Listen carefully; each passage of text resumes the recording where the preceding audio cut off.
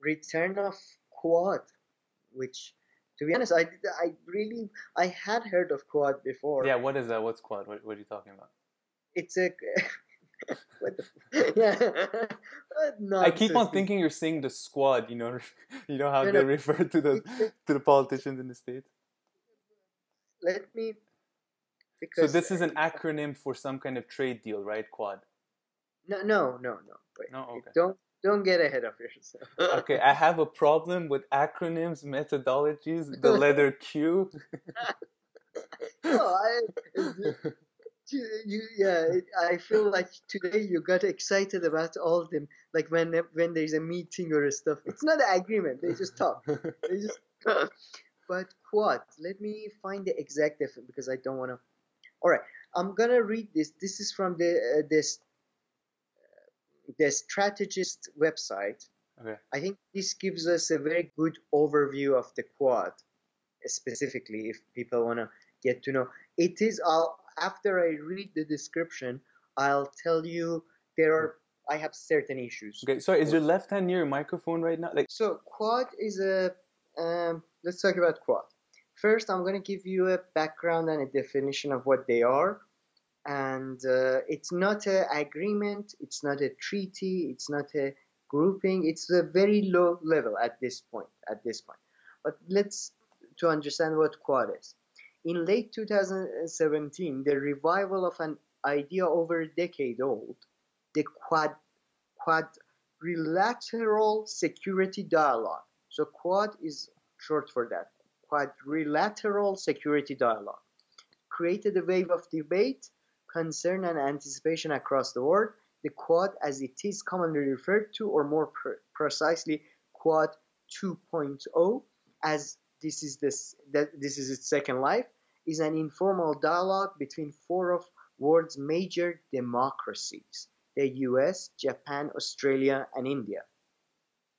yeah. Quad 2.0, like Quad 1.0, is a controversial yet important idea that has survived the test of time. The four members' first major get together was in December 2004 when they responded to the massive Indian Ocean earthquake and tsunami in a coordinated multilateral humanitarian assistance and disaster relief operation. Following that, in 2007, the first formal meeting between the four happened on the sidelines of uh, ASEAN Regional Forum in Manila. Soon afterwards, the first naval exercise involving all the Quad members drew Chinese diplomatic protest, after which Prime Minister Kevin Rudd pulled Australia out of the exercise. And Quad point 1.0 basically, at that point, Quad basically stopped. And recently, in 2017, and more recently, this year, after India had its clashes with China, uh, they got very close to Australia, and 3 days ago they had a joint naval exercise. Basically, it seems if you go back from 2 decades ago, you see a shift in India's strategy. 2 decades ago, when they wanted to do military exercises in the Bay of Bengal with Singapore, US, and other countries, where China protested and India pulled out. But since India has become far more assertive and nationalistic, they have joined in military exercises with other countries in Indian Ocean, with US and Japan. And now they are pulling Australia back in. Australia actually is a interesting case as well, because Australia is becoming assertive towards China as well, and that seems to be largely because of the pressure from So the US. this is supposed to be some kind of military alliance then between the four countries? Uh, so far, it's a dialogue. It's officially a dialogue. It's not even a forum. But But under Quad 1, you're saying that they actually did do some concrete actions together, the four of them. uh, it seems the first thing they did was a humanitarian Hmm. coordinated response, and then yeah, in 2007 they did they tried to do a joint military exercise, which Australia did not participate in. Because of And China. now, yeah, because China protested, and because Australia, I believe Australia is, I think their second biggest export market is China. I mean, one of the reasons why Australia wasn't uh, didn't suffer as much as a lot of places following 2008 a stock market crash was the fact that they export a lot of commodities to China, Mm. and China plays a huge role. But they are increasingly, I mean, partially US is forcing them, partially it's internal forces, pushing them towards a more assertive foreign policy. And it's quite interesting.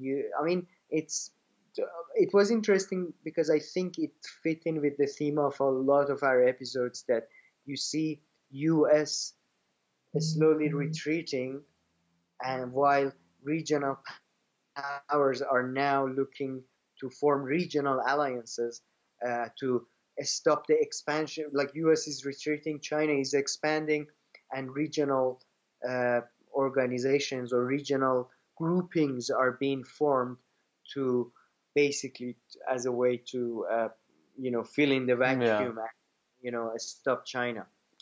And it seems interesting that China, India, and Japan, because China, uh, India, and Japan, you mean?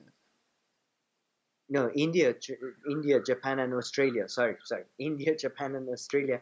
It's interesting that they all need basically somebody if US doesn't support them. And Japan was very disappointed when the Trans-Pacific deal, when Trump Yeah. threw that out. That was one of Shinzo Abe's like legacy issues, and now he's gone, by the way. So yeah, it's a massive. I mean, there is not much detail for me to Yeah, share. no, but very Massive, interesting. yeah, it's a massive geopolitical development, I think. Yeah, that's very interesting. So do you think that the U.S. kind of is trying to? So I guess we're talking about the same thing when it was about the Israel's deal with UAE and then Bahrain. So they kind of want to have And less of a direct presence, you think, in these kind of places, but still make sure that they have the right countries in place, so they don't necessarily lose to either, well, let's say Iran in the Middle East or to China when it comes to the Pacific area I and think that, globally, which I I guess. think sure that's true. That's definitely true. But I think more than that, countries around the world are sensing that US either does not want to be or does not have the capabilities to be the hegemon, or they're basically basically The police, like they like to say, the yeah, police of the world. they're police or they're mercenary, Yeah. so to speak, you know. So they need to form other alliances, Hmm. that's what, because when in the Pacific region, that's a fact. When if America pulls out, China will dominate, or in Middle East, if America pulls out, uh, Turkey and Iran do have a much better chance of dominating the Arab world, without external help. At the moment, all Hmm. of it change. So, yeah, I think more what you're saying is regional. People are getting a bit worried, and they're looking for to diversify their sources of security. Very interesting. I think that's one, by the way, trend. Another trend is an increased nationalism. Mm. We see like in Iran, in Russia, in UK, but you see there is this regionalism more in Europe, in Pacific region, in maybe in South America. I'm not sure, but I think there are some signs. Yeah, no, certainly. Very much agree with that. Nice, very interesting. So that's what the quad is, not the squad, but the quad. So I guess we have to see if it further Yeah, develops. but uh, We have to see if it further develops, and also if the U.S., if under Biden, let's say, if he becomes president, if they're still going to try to retreat or maybe a bit less. I don't know. What do you think? under Biden, Yeah. I think under Biden they probably, at least in terms of like international institutions, they will care more about in terms of NATO, UN, because Trump administration, I don't think they're that unusual, but at least in terms of decorum and processes, they have disregarded all decorum and processes Yeah. that at least kept up the image of international institutions. But I think the general trend of US retreating is something that I think has started under Obama after the idiotic expansion under George Bush. Uh, and I I don't. I think the Biden team is very. I think what we see is a retreat in the global scale, but an increased focus on the Pacific region, Mm-hmm. at Yeah. least for the next 30 years. I don't think empires tend to go down in, over a second or something. They tend to take a long time to decline and decay. So I think 100%. they might even increase their presence in the Pacific region because Obama's Yeah. administration, at least, which his team seems to be forming Biden's team, they were more focused on Pacific region Yeah. than Middle East. But in general, I think you will see the continued retreat as a whole, Yeah. not specific regions. Yeah. I mean, I think that, I mean, the US-Iraq war, although it is now what, from 10, 12 years ago that it, 2000, yeah. 17 years.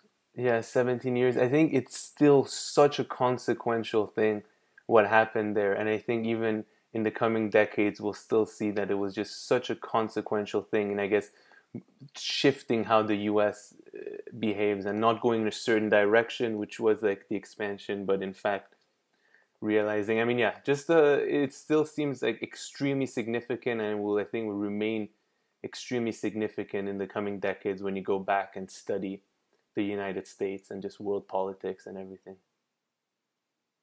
Yeah, I agree. It was hugely important. I don't think it was probably as important as, for example, I think the most important thing that has shaped all of our lives was Mm-hmm. that 1979, 1980, those 2 years, Thatcher, Reagan, and Iranian Revolution, and a lot of other shit. Very true.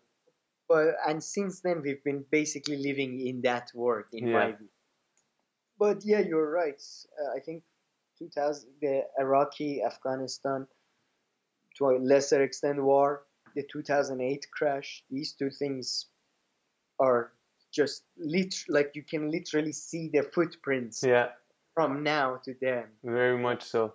And I think people hope, although in different ways, they hope that the coronavirus will lead to some magical shifts in the way people think and the way that the world is. But I really don't. I really don't see it that way. I think in 10, 15 years when we look back at coronavirus, I don't think it will have any of those kind of impacts that, a lot of people hope. A lot of people hope that this will like change and like people wake up and like, not do like things that are kind of unrelated to coronavirus, not do wasteful things or, Oh, but I really don't, I really don't see that. I do think coronavirus, and it's, in my view, the hysterical response of the global community, in disproportionate, in my view, was we will see a great transformation in workplace. That's one, Even and that's that. huge. And second, we see a great transformation. Like I do think it will help fuel nationalism and isolationism at a global scale. For example, I think in the UK, at least that's the media narrative that I see, that it's like the Brexit has been reduced to